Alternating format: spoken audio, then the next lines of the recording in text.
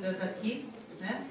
E até comentava aqui com a Alice Brandão da sua simpatia, da sua disponibilidade de vir aqui, da boa vontade de querer avançar nas questões da secretaria, e a gente espera que isso seja possível, né? A gente está torcendo para isso, porque a gente quer uma melhoria. E quero agradecer também a todas as pessoas que estão aqui hoje. É um assunto muito relevante, muito importante, e que a gente precisa estar atento e acompanhar. Eu sei, né, que, como o senhor mesmo falou na explanação, que as escolas, muitas, né, têm um bom desempenho no estado de São Paulo. Tem um bom desempenho, elas estão bem avaliadas e tudo. Mas ainda a gente sabe que existem escolas que ficam a desejar, né? Então, eu gostaria de saber se a Secretaria tem alguma proposta para as escolas com esse menor desempenho escolar. O que vai ser feito com elas, porque elas não podem ficar para trás, e a gente precisa de um avanço também com relação a essas escolas. Uma outra pergunta que eu gostaria de saber também é que nós precisamos estar na modernidade, né? Nós sabemos que as escolas particulares, elas têm as matérias de tecnologia. Vejo que em muitas escolas municipais também tem, como na cidade de onde eu moro, escolas municipais.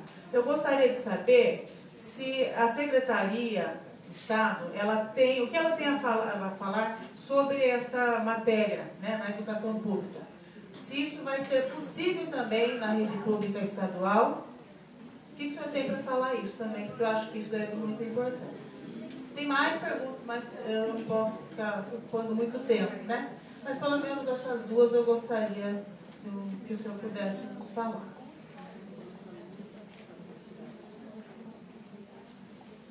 Rita, muito obrigada. Então vou passar a palavra ao secretário, senão a gente vai acabar para que ele responda essas três perguntas e em seguida a gente abre um novo bloco, tá certo? É próximo a falar depois a Isabela. Cláudio, eu não recebi o seu ofício ainda, mas assim que receber eu agendo, vamos fazer uma reunião. Vou procurar trazer a comissão do trabalho também para que a gente tenha uma reunião mais produtiva.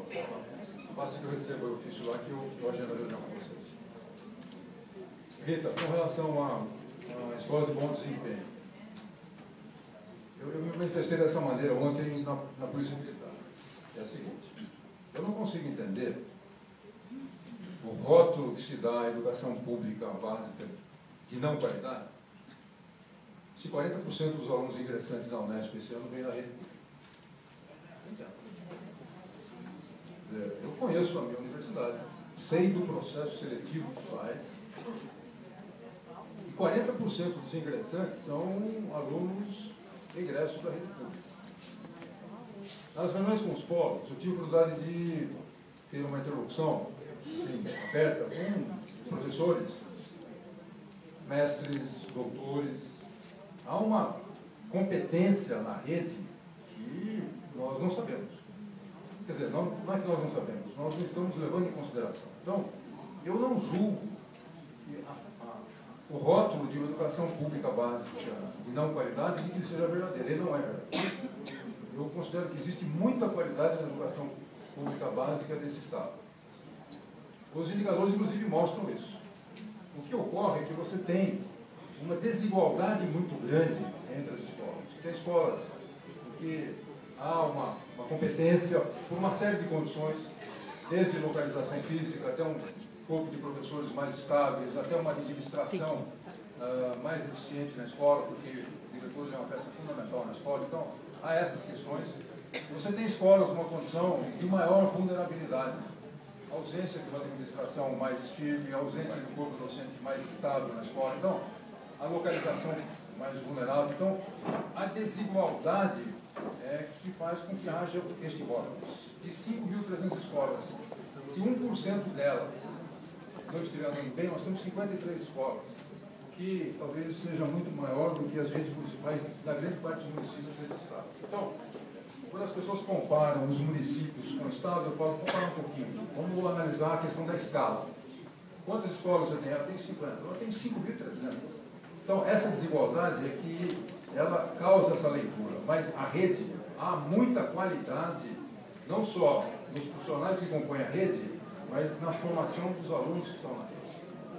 Qual é a ação da Secretaria da Educação?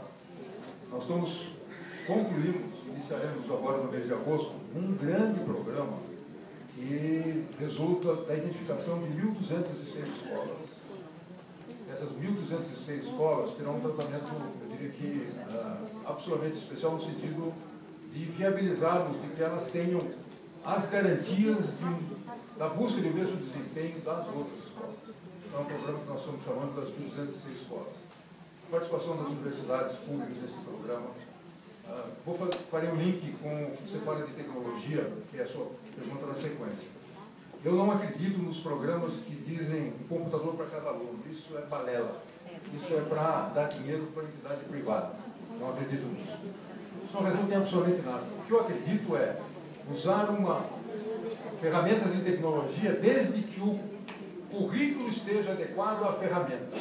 A ferramenta é parte do processo, ela tem que ser utilizada como mais um dispositivo para que o professor, à luz do conhecimento que tem do currículo, possa transmitir com maior interação daqueles alunos. Jogar computador com todo mundo é muito fácil, mas não tem absolutamente nada. Há exemplos de casos internacionais que mostram isso, eles ficam encaixotados e não funcionam. Não é essa a questão. A questão é você dar uma formação ao professor no uso daquela ferramenta e aquela ferramenta não ser por si só o grande processo, ela é mais um. Eu disse isso numa das reuniões dos fóruns e eu tive uma experiência pessoal no ano passado, num curso que dei, agora eu estava no programa de pós-graduação, em que eu tinha 20 alunos engenheiros esperando numa sexta-feira às 8h30 da manhã para começar a aula. Eu levei o pendrive, a minha aula era de fratura em estrutura aeronáutica, como uma trinca caminha no avião. E eu levei o pendrive que tinha todas as formulações matemáticas e não funcionou. Tentei ligar o retroprojetor, porque eu tinha algumas transparências, a lâmpada estava queimada. Olhei para a lousa, era aquela lousa que tinha canetinha, não tinha canetinha. 20 alunos parados na minha frente, engenheiros, grande maioria deles da empresa aeronáutica do Vale do Paraíba, que estavam me olhando, eu não tinha qualquer tipo de fundamental para falar sobre matematicamente como é que uma trinca avança na estrutura. Foi a melhor aula que eu dei na minha vida. Porque eu sabia que aquelas pessoas tinham o direito de ter uma boa informação, eu tinha a obrigação de passar. Poderia, de forma muito fácil, dizer o seguinte: pessoal, está vendo? O Estado não me dá condição nenhuma de trabalhar. Nenhuma. Eu não tenho aqui a lâmpada substituída, eu não tenho aqui o computador funcionando, não tenho nem a canetinha aqui. Vocês vão tudo embora, porque eu não me recuso a dar. Não. Isso eu chamo de comprometimento. É você perceber que você tem uma obrigação, por conta da carreira que você seguiu, de viabilizar a educação àquela criança. Isso é comprometimento.